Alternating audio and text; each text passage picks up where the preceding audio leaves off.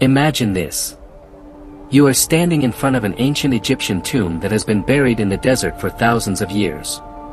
It is a dark, silent night. The vast desert stretches endlessly around you. And standing at the entrance of the tomb is a mysterious figure. Its body is human, but its head belongs to a jackal. The ancient Egyptians called him Anubis. But here is the question. Why did a civilization that built the pyramids, preserved the dead for thousands of years, and believed so deeply in the afterlife? Both fear this jackal-headed god, and hope that he would protect them. The story begins in the ancient Egyptian burial grounds. Jackals were often seen wandering around tombs on the edges of the desert. And these animals could pose a real threat to graves and the bodies buried inside them. The Egyptians transformed this frightening reality into a fascinating religious idea. If jackals were found around the tombs, then why not turn a sacred jackal into a protector of the dead? And so, the image of Anubis emerged. A god associated with the dead, tombs, burial rituals, and especially mummification. But this is where the story becomes even more mysterious. For the ancient Egyptians, death was not the end of life. They believed that after death, a person would enter another world, where their actions would be judged. And Anubis was believed to play an important role in this journey. In ancient Egyptian art, he is often shown beside a great set of scales, where a person's heart is placed on one side, and the feather of Maat is placed on the other. Maat represented truth, justice, and balance. If the heart was equal to, or lighter than, the feather, the soul could hope to continue its journey. But if the heart was heavy with wrongdoing, the outcome was believed to be terrifying. Anubis was often depicted overseeing the weighing of the heart, as though he stood between the human soul and the afterlife as its guardian.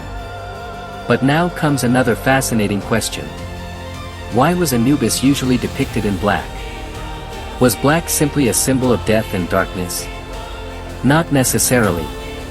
In ancient Egyptian culture, black was also associated with the rich, dark soil of the Nile, the very soil that gave life to their crops.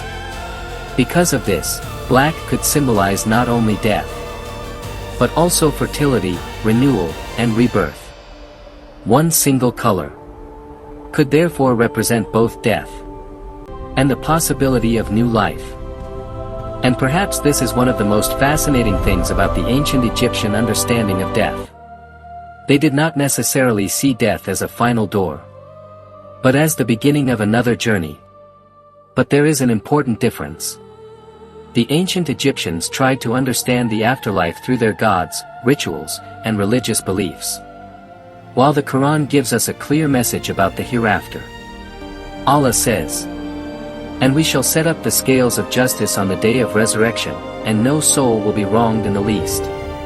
Quran, Surah Al-Anbiya, 21:47. And he says, "So whoever does an atom's weight of good will see it, and whoever does an atom's weight of evil will see it." Quran, Surah Az-Zalzala, 99:7-8. Today, Anubis is more than just a mysterious figure from ancient Egyptian history. He also reminds us that thousands of years ago, human beings were already asking one of the greatest questions of all. What happens after death? Perhaps that question is what inspired people to build enormous tombs, to preserve the bodies of the dead, and to look toward the stars, wondering, is death really the end? Ancient Egypt had its own answer to that question. And Islam gives us a different and clear truth. Death is not the end. It is the beginning of the journey toward the hereafter. If you enjoy mysterious historical secrets and stories that continue to make humanity think thousands of years later, then make sure to subscribe to Rising Chronicles. Because some stories are not simply history.